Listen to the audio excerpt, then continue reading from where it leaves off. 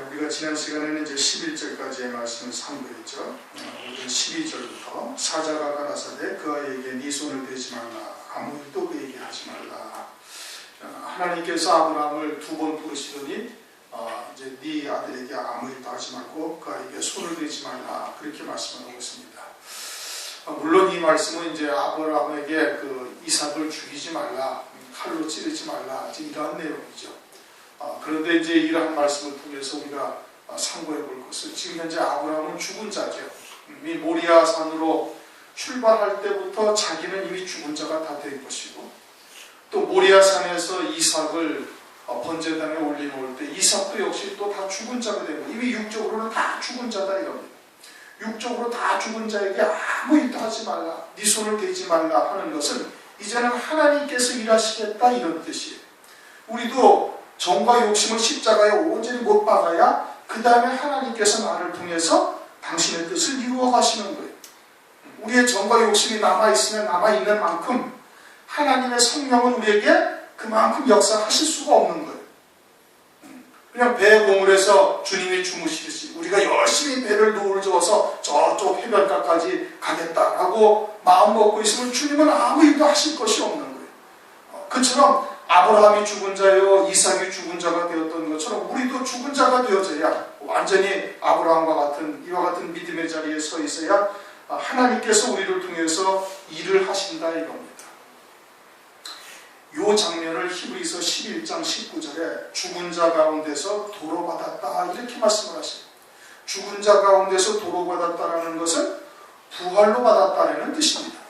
그러니까 지금부터는 아브라함과 이삭이 부활의 생명으로 살아가고 있음을 말하는 거예요. 부활하신 주님 안에서 오늘날 우리 같으면 그리스도 안에서 새 생명으로 사는 것을 말하는 겁니다. 성령으로 열매 맺는 삶을 살게 되었다 이 뜻이에요. 그래서 아이에게 손을 대지 말라 아무 일도 그에게 하지 말라. 그러니 이와 같은 모리아산의 제단 위에 아브라함과 이삭이 오르렀던 것처럼 우리도 그와 같은 자리에 있어야 하나님께서 나를 통해서 일을 하실 수가 있음을 말씀을 하고 있는 겁니다. 우리가 육체가 살아있으면, 옛사람이 살아있으면 살아있는 만큼 하나님은 나를 통해서 절대 일을 하실 수가 없는 거예요. 육체의 소욕은 성령을 거스리고 성령의 소욕은 육체를 거스린다. 그렇게 말씀을 하셨죠. 손을 대지 말라, 그에게 하지 말라. 내가 네 아들, 네 독자라도 내게 아끼지 아니하였으니 내가 이제야 네가 하나님을 경외하는 줄을 아노라. 하나님을 경외한다. 하나님을 경외한다라는 것은 하나님이 나의 모든 것이 되는 거예요. 다시 말하면 하나님의 말씀이 나의 모든 것이 되는 거예요. 내 육신의 목숨보다 내 그 어떤 것보다도 가장 귀하다 이거. 하나님을 사랑하니 가장 큰 것이 하나님을 경외하는 거예요. 거기에는 아들 이삭도 없고 자기 자신은 물론이고 내 생각이나 내 감정까지도 하나님의 말씀 앞에 다 무릎 꿇게 하는 거예요. 그것이 하나님을 온전히 경외하는 자가 된다 이겁니다. 그러니 하나님의 말씀을 믿는 믿음으로만 사는 자가 되어졌음을 말하고 있는 것이죠. 사도행전 13장 22절도 보면 다윗을 내 마음에 합한 자라. 아브라함은 하나님의 벗이다. 야고보서에 말씀하고 있으면 하나님의 벗이라고 말씀하고 있죠. 야고보서 2장. 다윗은 내 마음에 합한 자다. 그러니까 아브라함의 믿음이나 다윗의 믿음이 같은 거예요. 똑같이 하나님을 온전히 경외하는 믿음이에요. 그러니까 하나님을 온전히 경외하니까 다윗은 자신의 감정이나 마음까지도 하나님과 완전히 하나가 되어지는 거예요. 아브라함은 그 하나님의 말씀 앞에 자기의 모든 것을 다 내려놓고 그리고서는 하나님의 말씀 앞에 모든 것을 내놓고 그 말씀대로 그냥 그대로 쫓게 되어진 거다. 그것을 통해서 아브라함이 하나님의 의로, 하나님께서 의롭다 하신 하나님의 의가 온전히 응하였다 이렇게 말씀을 하고 있어요. 그러니 모리아산에서의 아브라함이 하나님을 온전히 경외하는 그와 같은 믿음의 자리에 이런 아브라함인 것을 말씀을 하고 있는 겁니다. 그로 인해서 하나님께서는 아브라함을 벗이다 이렇게 야고보서에 말씀하고 있죠. 주님께서도 요한복음 15장을 가면은 요한복음 15장 15절에 제자들을 내 친구라고 그래. 왜 친구라고 그래? 아버지의 뜻을 다 알려줬으니까. 아버지의 뜻을 다 알려주어서 이제는 그 하나님의 말씀에 붙잡힌 자 되어지고 오직 성령으로 인도함 받는 삶을 살고 있으니까 그들도 친구다. 하나님의 친구라는 것이죠. 오늘날 우리들도 역시 마찬가지로 하나님의 친구, 하나님의 벗이 될 수 있는 은혜를 입고 있는데 그것은 어떠할 때 그러다 하나님을 온전히 경외하는 자가 될 때 그렇게 되어지는 거예요. 하나님을 경외한다, 믿음으로 산다, 내 마음에 합한 자다. 오늘날 요즘 들어서 계속해서 나오는 말씀이죠. 우리가 아가서를 통해서도 상고했지 않습니까? 아가서를 통해서 하나님의 말씀과 하나 되어지는 신앙이 뭐냐?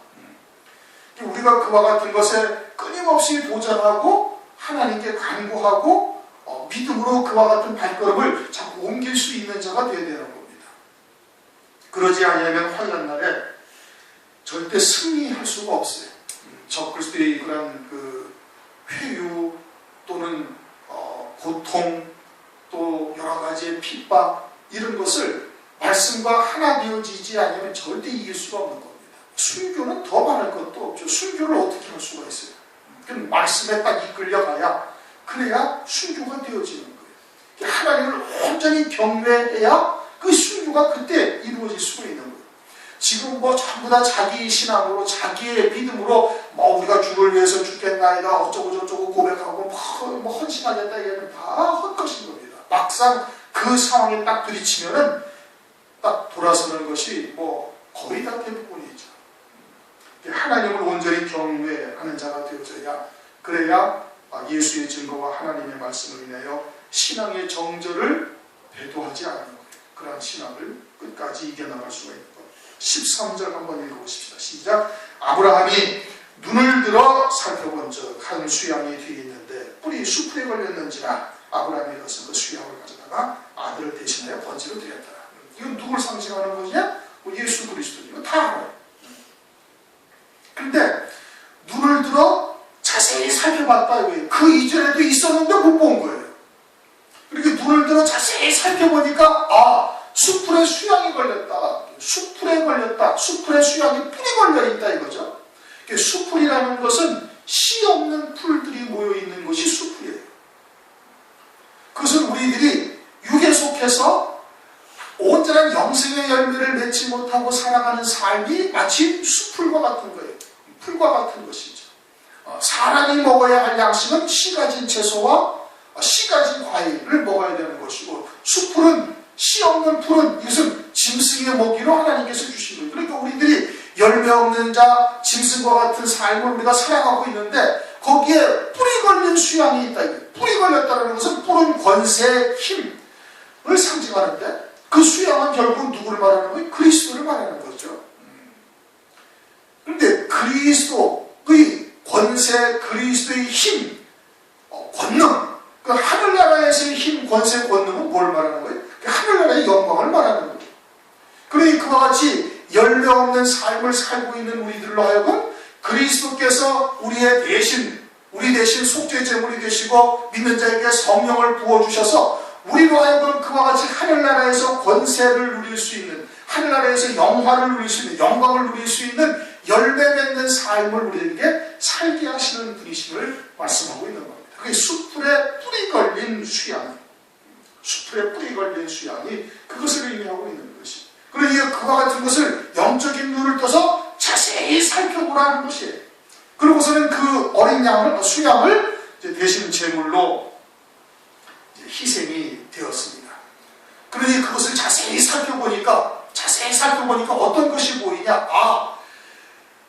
아브라함을 통해서 모리아산에서 수풀에 뿌리 걸린 수양을 제단의 제물로 드림으로 말미암아서 우리가 그와 같이 생활 구원을 이 땅에서 믿음으로 열매 맺는 삶을 살아갈 수 있게 하시는구나. 이것이 보이는 거예요. 그런데 이와 같은 양으로 제사 드리는 것이 창세기 3장에도 있었어요. 창세기 3장에서는 그런데 제단이 보여요? 안 보여요? 보이진 않아요. 여기서는 제단이 보여요? 안 보여요? 제단이 보이죠. 그래가지고 수양을 아브라함이 잡아가지고 하나님 앞에 제물로 드렸다라고 성경에 기록을 해놓으셨으니까 이 제단이 보이는 제단이고 창세기 3장에서의 제단은 보이지 아니하는 제단이다. 그럼 보이는 제단을 통해서 제사를 드림으로 우리가 이 땅에서 육신을 입고 살아가는 동안 생활 구원을 이루는 그와 같은 삶이 보여요? 안 보여요? 보이는 것이죠. 예배 나와서 예배를 드리고 주를 위해서 헌신을 하고 또는 믿음으로 이 땅에서 살아감으로써 열매 맺는 삶이 눈에 보이는 구원을 이루시는 주님인 것을 말씀하시고 있고, 그 앞에 창세기 3장에서는 보이지 아니하는 제단에서 제물을 드렸고 그것으로 말미암아 보이지 아니하는 영이 구원받음을 우리에게 계시해주고 있는 거예요. 그러니 보이지 아니하는 제단을 통해서 하나님께서는 우리의 영의 구원을 이루셨고, 창세기 22장에 보이는 제단을 통해서는 우리의 생활 구원을 이루셨음을 말하는 거예요. 그것을 눈을 들어 자세히 살펴보면 그 세계가 보인다 이 뜻입니다. 창세기 3장에서는 양을 잡은 장면이 나오질 않아요. 그렇죠? 그러나 분명히 구원받았음을 산자라는 말씀을 통해서 우리가 확인할 수가 있어요. 그럼 뭐가 구원받았어요? 영이 구원받은 거예요. 영이 구원받은 것은 보이지 않아요. 누구 영이 구원받았는지 그 영이 구원받지 아니하는지 알 수가 없는 거예요. 그러니까 우리가 복음을 전하는 것 아니겠어요? 그러나 보이는 제단에서 제사를 드림으로 말미암아 예수를 믿고 성령을 받아서 이 땅의 믿음으로 열매 맺어 살아가는 것은 그 눈에 보이는 거예요. 그 열매 맺는 삶을 우리가 볼 수가 있다 이겁니다. 그것을 지금 눈을 들어 자세히 살펴보니 그와 같은 것이 보이고 있음을 말씀을 하고 있는 것이에요. 14절 아브라함이 그 땅 이름을 여호와 이레라 하였으므로 오늘까지 사람들이 이르기를 여호와의 산에서 준비되리라. 하나님께서 다 준비하시고 이루시는 구원의 역사다 이겁니다. 창세기 3장도 마찬가지, 창세기 22장도 마찬가지인 거예요. 예비된 자에게 깨닫게 하시고 그리고 성령을 통해서 하늘의 세계를 보여주시고 그 영광을 소망하게 하시고 그리고 믿음으로 이 땅에서 열매 맺어 살아가게 하시는 거예요. 그것을 다 하나님께서 뜻이 하늘에서 이룬 것처럼 땅에서도 이루어 가신다 이겁니다. 하나님께서 여호와의 산에서 준비되리라. 하나님의 산에서 준비되어져서 이 땅에서 그 이루신 대로 그대로 이루어 가시는 역사를 우리에게 말씀해 주시고 있는 겁니다. 그런데 창세기 3장의 구원을 깨닫지 못하면 창세기 22장에 보이는 제단의 구원도 이루어지지 않습니다. 순서가 있는 것이에요.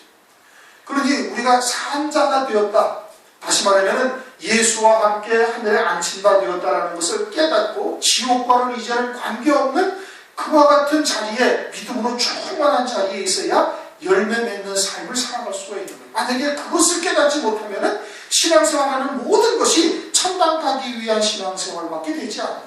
열매 맺는 삶이 안 되는 거예요. 늘 지옥의 죄와 사망의 권세, 마귀의 권세 아래서 눌린 자, 포로된 자로 그냥 살아가는 거예요. 그러니까 하늘나라의 영생의 열매를 맺을 수가 있어요. 맺지를 못하는 거예요.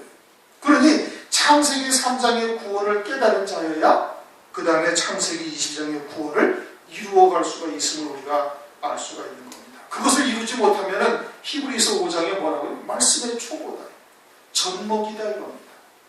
신앙생활을 30년 했느냐 아니면 모태로부터 예수를 믿는 모태 신앙이냐, 그것이 상관이 없는 거예요. 하나님 나라는 그렇지 않아요. 그러니 영의 구원을 깨닫지 못하면 말씀의 초보여, 젖먹이요, 어린아이 신앙이요, 단단한 음식을 먹지 못하는 자요 등등 히브리서 5장에 말씀을 하고 있는 겁니다.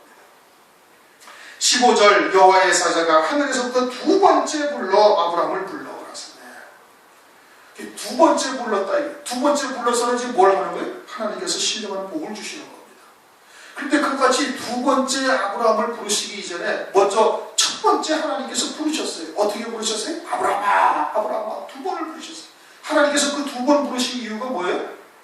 아브라함이 귀가 먹어가지고? 아니란 말이에요. 하나님이 아브라함의 혼자는 산정을 된 것을 보고 기뻐서, 하나님이 기뻐서 두 번을 부르신 거예요. 그러니까 그 당시에 아브라함의 믿음이 어땠어요? 아브라함이 완전히 죽은 자가 된 거예요. 하나님을 온전히 경외하는 자의 신앙이 됐다 이거예요. 하나님을 온전히 경외하는 자가 되어져야 두 번째 하나님이 부르시는 음성을 들을 수가 있는 거예요. 그 두 번째 부르시는 음성은 하늘의 신령한 복으로 하나님께서 복을 주시겠다는 약속인 겁니다. 그것은 첫 번째 부르시는 음성을 들은 자에게 하나님께서 두 번째로 들려주시는 것이죠. 16절 가라사대 여호와께서 이르시기를 내가 나를 가리켜 맹세하노니 하나님을 가리켜 맹세한다는 건 하나님보다 더 높으신 분이 아니 계시기 때문에 그러는 거예요. 하나님이 모든 만물의 주권자요, 창조주요, 절대자가 되시죠. 그래서 하나님이 나를 가리켜 맹세하노니 네가 이같이 행하여 네 아들 독자를 아끼지 않았으니, 이같이 행하였다라는 것은 믿음의 행위를 말하는 겁니다. 내가 말씀을 지켜 행하는 것이 아니라 믿음으로 행한 일을 말하는 것이죠. 아브라함이 말씀을 지켜 행하였다라는 뜻이 아닌 겁니다.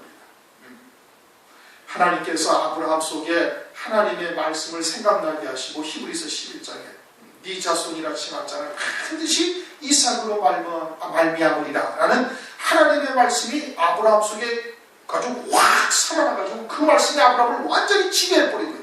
그렇게 불로 태워 죽이면은, 죄가 불로 태워서 다 죄가 되면은 그것이 어떻게 살아날까 하는 불안, 염려, 근심 또는 이성적인 판단이 완전히 다 사라지고 하나님의 말씀이 그냥 머리에서 발끝까지 완전히 사로잡혀서 딱 가게 되어졌던 아브라함이다. 그래서 믿음으로 나타난 열매인 것이지 아브라함이 지켜 행하는 것이 아니다 이겁니다. 오늘날도 우리에게 하나님께서 그와 같은 믿음을 요구하시는 것이고, 그러한 믿음으로 사는 자는 아브라함과 함께 여기에 말씀하신 이와 같은 복을 또 받을 것을 말씀하고 있는 거예요. 갈라디아서 3장 9절 그러므로 믿음으로 말미암은 자는 믿음이 있는 아브라함과 함께 복을 받느니라.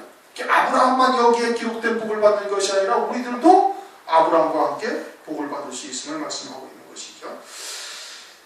맹세하노니 내가 이같이 행하여 내 아들 독자들을 아끼지 않았으니 내가 내게 큰 복을 주고 큰 복을 준다. 아브라함만 복을 받는 거예요? 우리도 복을 받는 거다. 내 씨로 크게 성하여 하늘의 별과 같고 바닷가에 모래 같게 하느니.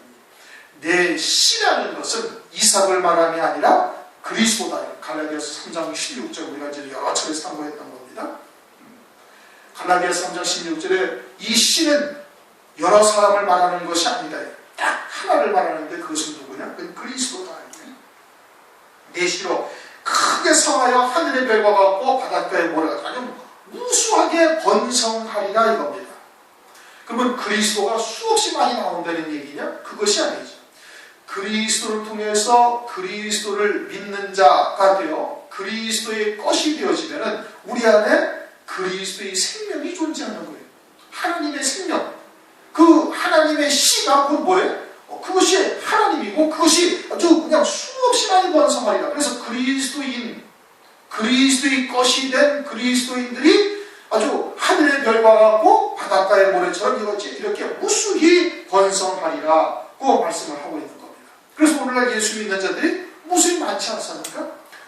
물론 대부분 다 이제 마지막 때가 되어졌으니까 육에 속한 신앙이다 이렇게 볼 수도 있지만, 사실은 2000여 년 전부터 또는 구약의 시대부터 많은 믿음의 선진들이 지금까지 다 와 있고, 이제 환난을 통해서 아주 많은 이제 사람들이 이제 순교를 할 것이고, 그래서 요한계시록 7장 9절에 아무라도 능히 셀 수 없는 큰 무리가 흰 옷을 입고 손에 종려나무 가지를 들고 주님을 찬양하지 않습니까?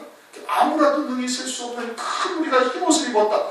그와 같이 하늘의 별과 같이 땅에 이 바닷가의 모래처럼 그렇게 무수히 번성한다 이겁니다. 그리스도의 생명을 가진 자들이 이렇게 번성할 것이고, 모래와 같게 하리니 내 씨가 그 대적의 문을 얻으리라. 내 씨가 그 대적의 문을 얻으리라는 것은 그리스도께서 죄와 사망의 권세를 깨뜨리시고 승리하실 것이다.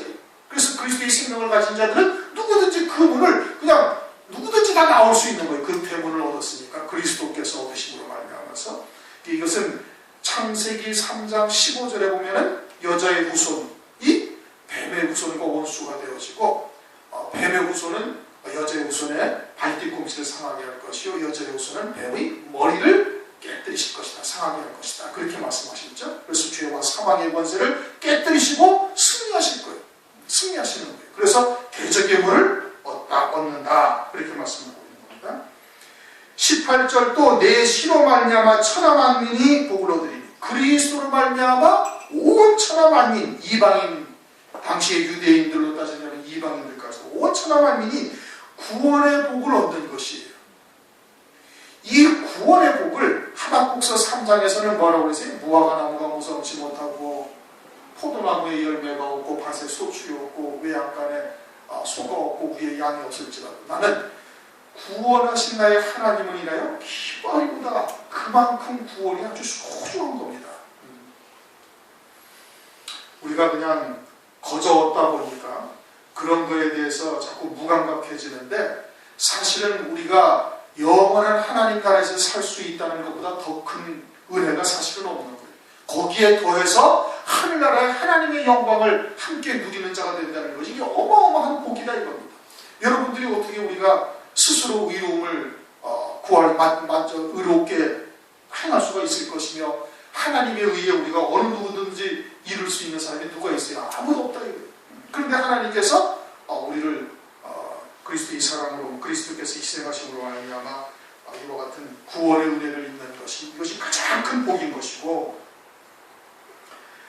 이는 네가 나의 말을 준행하였습니다. 준행하였다라는 것도 역시 마찬가지로 믿음으로 행한 것을 말씀을 하고 있는 겁니다. 19절, 이에 아브라함이 그 사환에게로 돌아와서 함께 떠나 브엘세바에 이르러 거기 거하였더라. 근데 아브라함이 이삭과 함께 왔어요? 안 왔어요? 함께 왔어요. 함께 왔는데 이삭의 이름이 기록되지 않았어요. 왜 기록되지 않았어요?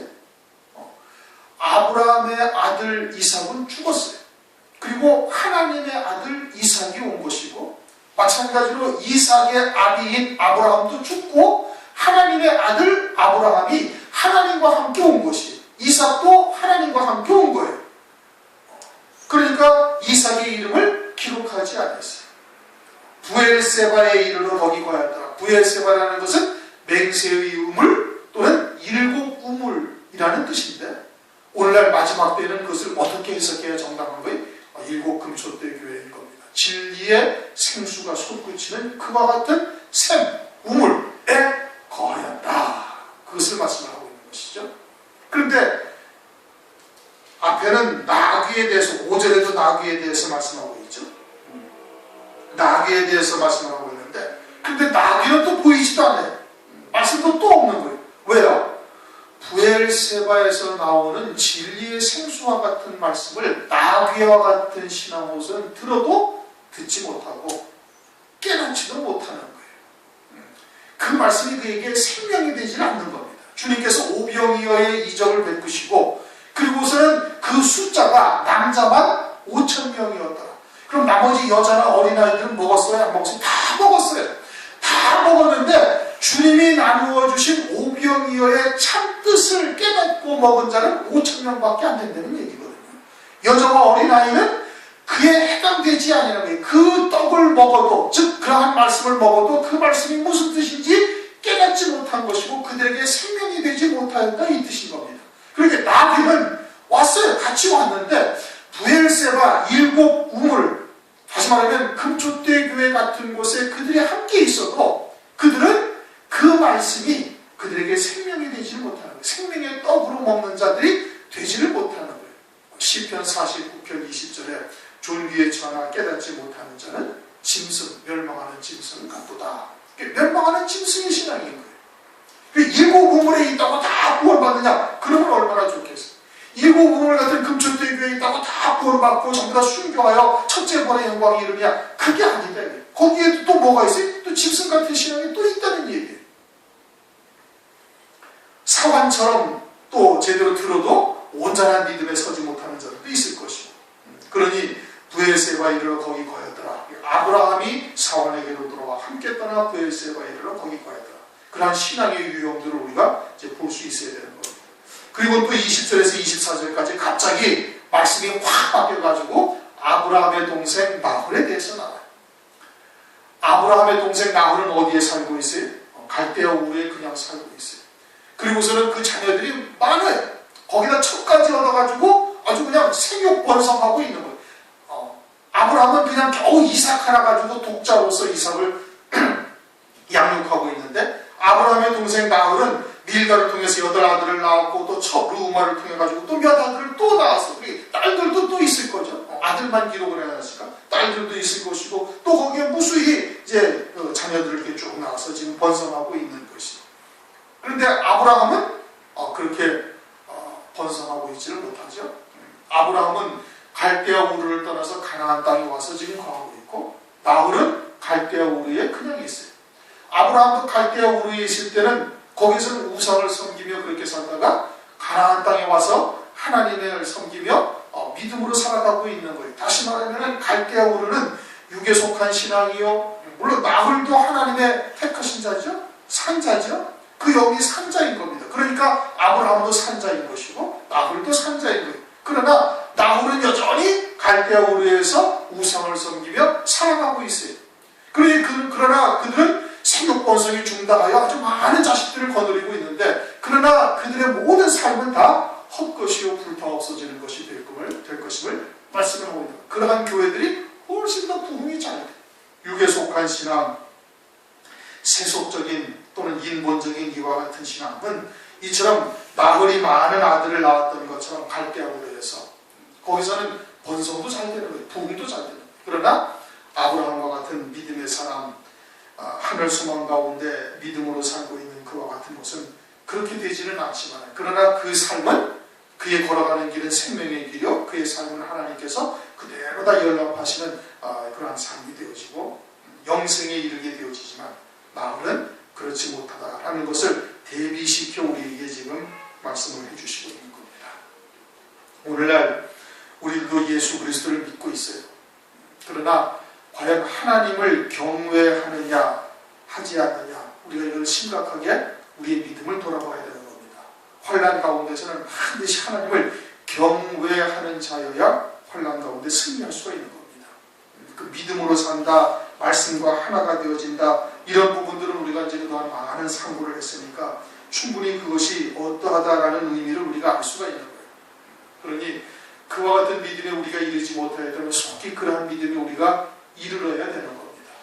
그와 같은 믿음에 우리가 이르러야 되는 것이고, 그러한 자들에게는 하나님께서 또다시 부르셔서 아브라함과 함께 복을 받을 수 있는 자가 되게 하시는 겁니다. 반면에 나홀처럼 이렇게 육에 속해서 멸망의 길을 가고 있지만 깨닫지 못하는 이와 같은 신앙들도 있음을 오늘 말씀을 통해서 우리에게 계시해 주고 있는 겁니다. 우리 통속으로 잠시